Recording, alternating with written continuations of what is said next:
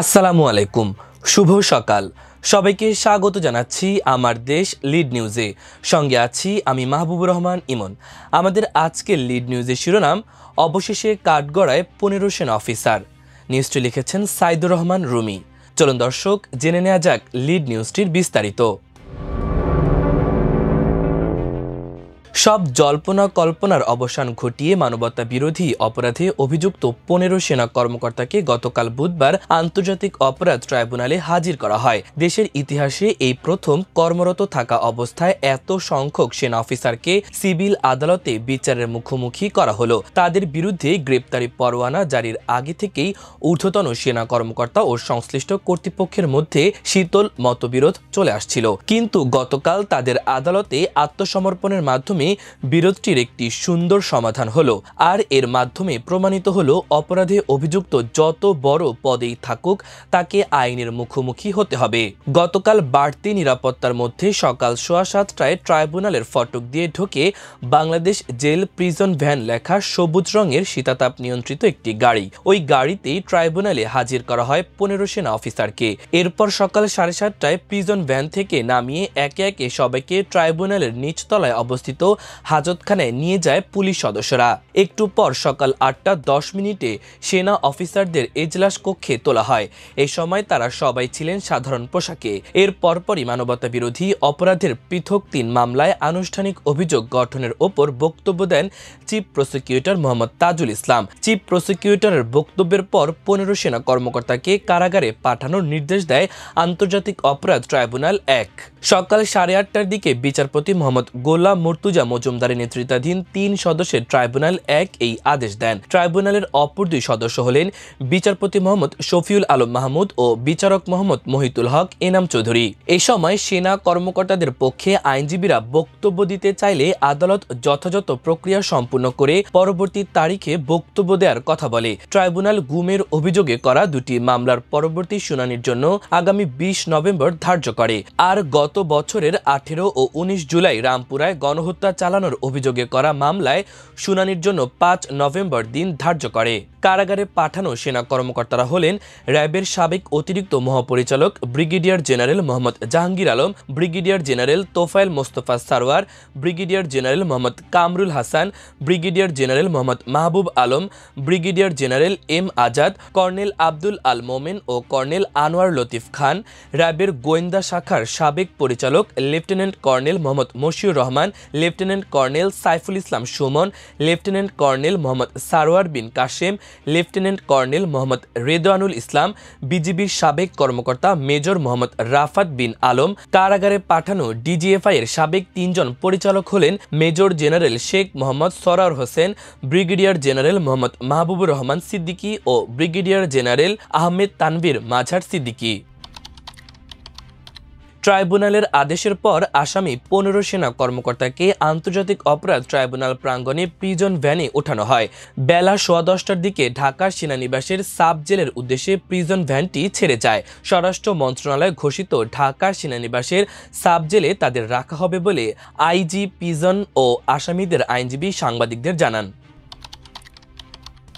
মানবতা বিরোধী অপরাধের এই 3টি মামলায় ক্ষমতাচ্যুত প্রধানমন্ত্রী শেখ হাসিনা সহ পলাতক আসামিদের হাজিরের জন্য একটি বাংলা এবং একটি ইংরেজি দৈনিক বিজ্ঞপ্তি প্রকাশের নির্দেশ দিয়েছে আন্তর্জাতিক অপরাধ ট্রাইব্যুনাল। পলাতক আসামিদের ট্রাইব্যুনালে হাজির হতে সংবাদপত্রে বিজ্ঞপ্তি প্রকাশের জন্য আবেদন করেন চিফ প্রসিকিউটর। তার আবেদন আমলে নিয়ে গতকাল থেকে আগামী 7 দিনের মধ্যে আসামিদের হাজির হওয়ার জন্য 2টি সংবাদপত্রে বিজ্ঞপ্তি প্রকাশের নির্দেশ দেয় ট্রাইব্যুনাল। যাদের বিষয় বিজ্ঞপ্তি দেয়া হচ্ছে তারা হলেন শেখ হাসিনা, সাবেক স্বরাষ্ট্রমন্ত্রী আসাদুজ্জামান খান, মেজর জেনারেল অবসরপ্রাপ্ত তারিক আহমেদ সিদ্দিক, র্যাবের সাবেক পরিচালক লেফটেন্যান্ট কর্নেল অবসরপ্রাপ্ত মোহাম্মদ খায়রুল ইসলাম, ডিজিএফআই এর সাবেক 5 জন মহাপরিচালক, লেফটেন্যান্ট জেনারেল অবসরপ্রাপ্ত মোহাম্মদ আকবর হোসেন, মেজর জেনারেল অবসরপ্রাপ্ত মোহাম্মদ সাইফুল আবিদিন, লেফটেন্যান্ট জেনারেল অবসরপ্রাপ্ত মোহাম্মদ সাইফুল আলম, লেফটেন্যান্ট জেনারেল অবসরপ্রাপ্ত আহমেদ তাবরেজ শামস চৌধুরী ও মেজর জেনারেল অবসরপ্রাপ্ত হামিদুল হক,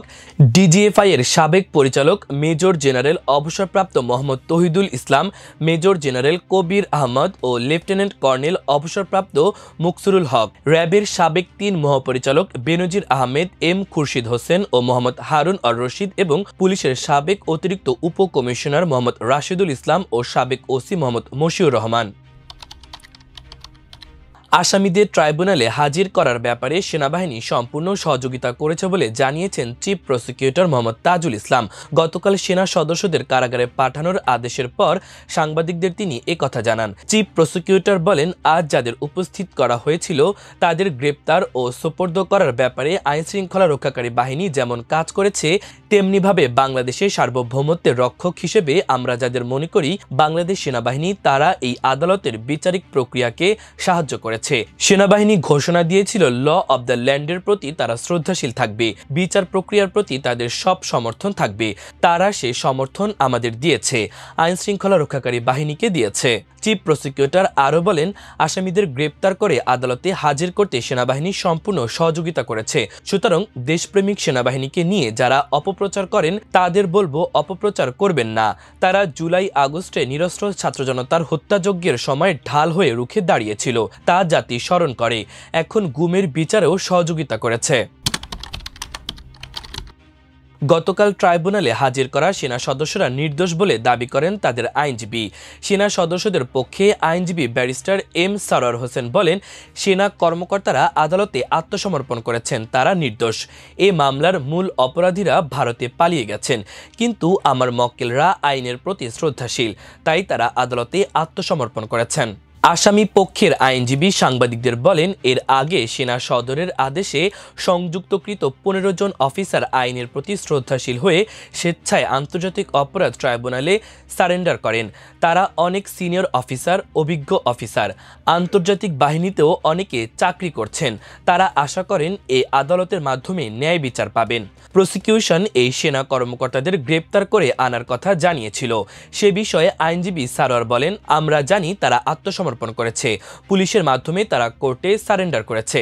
সেটাকে তারা বলেছেন তারা গ্রেপ্তার হয়েছেন, তারা কখনোই গ্রেপ্তার ছিলেন না। আগে সেনা সদর ব্রিফিং করেছিল, সেখানে তারা বলেছিল তারা আর্মি হেফাজতে আছেন। সম্প্রতি একটি অনুষ্ঠানে সেনাপ্রধান জেনারেল ওয়াকারুজ্জামানের বক্তব্য নিয়ে ধ্রুমজাল তৈরি হয়।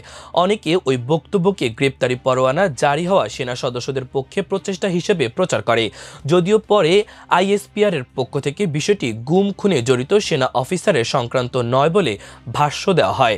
ওই অনুষ্ঠানে তিনি বলেছিলেন, আমাদের অফিসারদের প্রিজন ভ্যানে করে আদালতে নিয়ে যাওয়া হবে, তা কল্পনা করতেও আমার কষ্ট হয়। আমাদের ব্রাদার অফিসারদের এই অপমানের মুখোমুখি হতে হবে, আমরা এটি কিভাবে সহ্য করব? আসামিদের বিরুদ্ধে জেআইসি তথা আয়নাঘর এবং টিএফআই তথা র্যাবের আয়নাঘরের মাধ্যমে মোট ৩৪টি গুমের ঘটনা সংগঠনের অভিযোগ আনা হয়েছে। এর মধ্যে র্যাবের টাস্কফোর্স ইন্টারগেশন টিএফআই সেলে আটকে রেখে নির্যাতনের মামলায় ১৭ জন এবং জয়েন্ট ইন্টারগেশন সেল জেআইসিতে বন্দি রেখে নির্যাতনের মামলায় আসামি ১৩ জন। টিএফআই সেলে বন্দি রেখে নির্যাতনের ঘটনায় মানবতাবিরোধী অপরাধের মোট ৫টি অভিযোগ আনা হয়েছে। অন্যদিকে জেআইসিতে বন্দি রেখে নির্যাতনের ঘটনায় মানবতাবিরোধী অপরাধের ৫টি অভিযোগ আনা হয়েছে। অনুমান করা হয় আওয়ামী সরকারের আমলে দেশে প্রায় সহস্রাধিক গুমের ঘটনা সংঘটিত হয়েছিল। এর মধ্যে গুম কমিশন মোট ১,৮৩৭টি গুমের অভিযোগ পেয়েছে। সর্বশেষ তথ্যে জানা গেছে, গুমের শিকার ৩৪৫ ব্যক্তি এখনও নিখোঁজ রয়েছেন।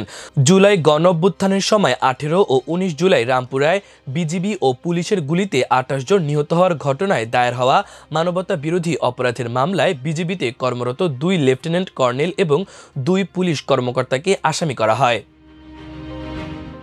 প্রিয় দর্শক, আমাদের লিড নিউজের আয়োজন এ পর্যন্তই। আগামীকাল আরেকটি লিড নিউজ নিয়ে আপনাদের সামনে হাজির হব। সে পর্যন্ত আল্লাহ আপনাদের সবাইকে ভালো রাখুক, সুস্থ রাখুক। আল্লাহ হাফেজ।